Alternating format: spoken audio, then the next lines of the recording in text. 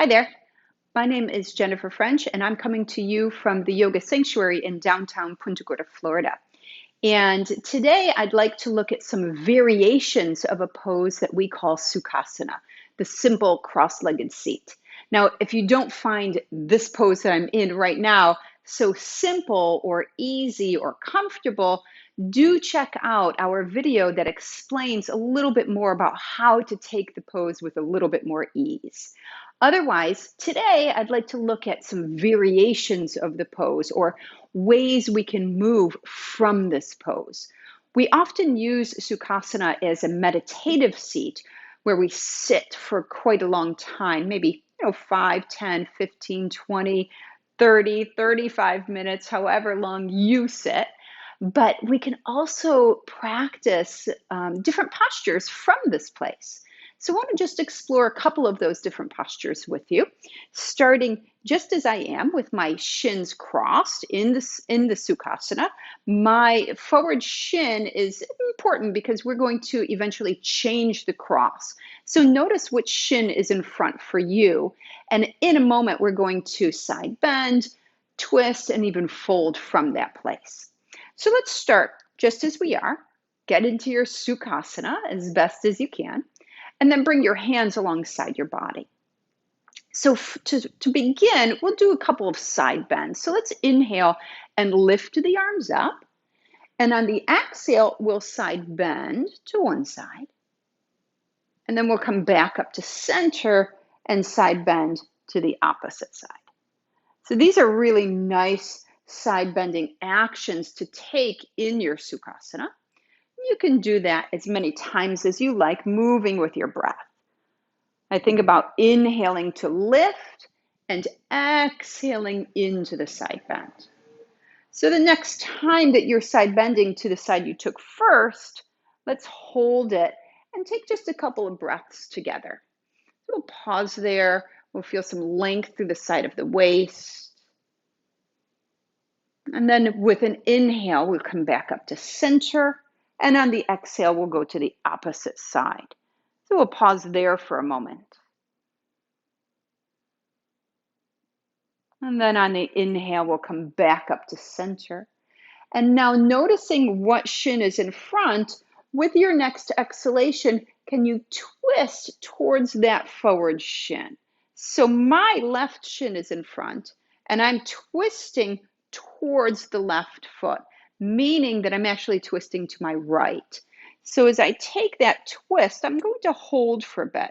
So in our Sukhasana, we can do what's called Parsva Sukhasana, or the twisted cross-legged seat. Let's take a couple breaths here together.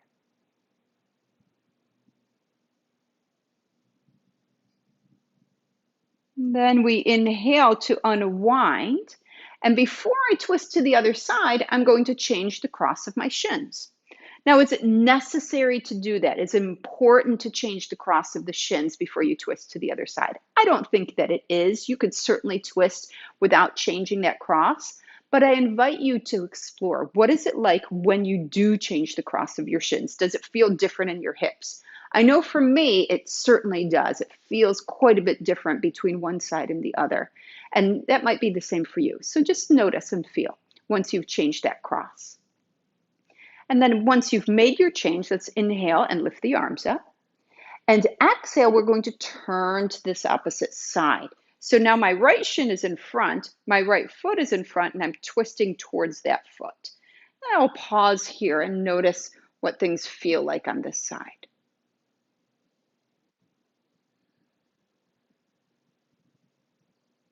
Then with our next inhalation, we'll come back to center and we'll lift the arms up. Exhale, lower your arms down. Great. So my next exploration for you is a forward fold in the cross-legged seat. So I'll stay as I am with this shin in front to start. Inhale, lift nice and tall. And as you exhale, bring your hands forward and just to the outer edges of the knees. So I start to bring my torso forward. I'm folding, I'm hinging at the hips, but I'm careful to not let my chest collapse. I want to keep the lift of my breastbone up and away from the navel. So you might come forward this far, and this might be just perfect. No more fold for you. particularly if you're feeling a pretty strong sensation through your hips.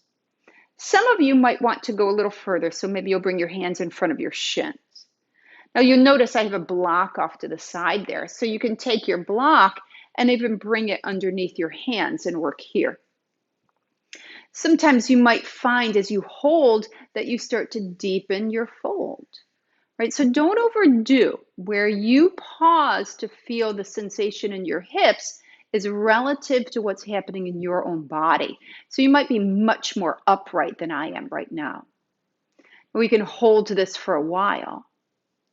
But again, noticing the forward shin, I'm going to now take this into a side bend.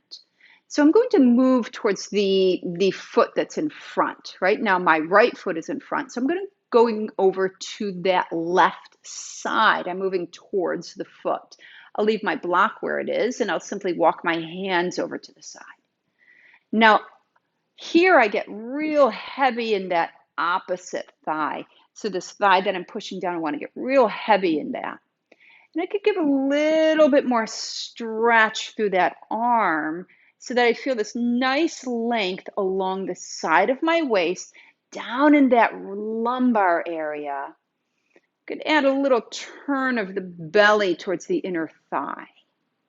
It's actually one of my favorite ways of playing around in the Sukhasana.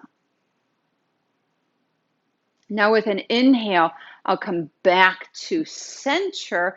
I don't pause here at center. And then up I come again. I'm going to move my block to the side. So could I go to the next side without changing the cross of my shins? Certainly you could. It might feel a little different though if you didn't change the cross than what it might feel if you do. So I'm going to change the cross. And then from there, I'll lift tall and I'll come forward. So I'll pause here right outside of my knees just to see what this side is like. I like to check in to notice if it's a little different from the first side. It usually is. And then maybe we'll bring our hands forward of the shins. You could work there. Maybe you use your block. And so there's so many options. And maybe you go a little bit deeper into the fold. We really just pause to feel, pause to breathe. And now here is where we take the side bending action in our forward fold. So go over to that side and notice I'm going towards my front foot, right? I'll give a little extra reach. I like to use this opposite hand almost like a kickstand. And as I reach and lengthen, remember this hip stays heavy. So reach through the fingers, little turn of the belly. Sometimes I even hear a little snap, crackle, and pop along the way. You might too. And with your next inhalation, if you're in the side bend, come back around to center. Pause there at center, and then up we come. Now I'll move my block aside.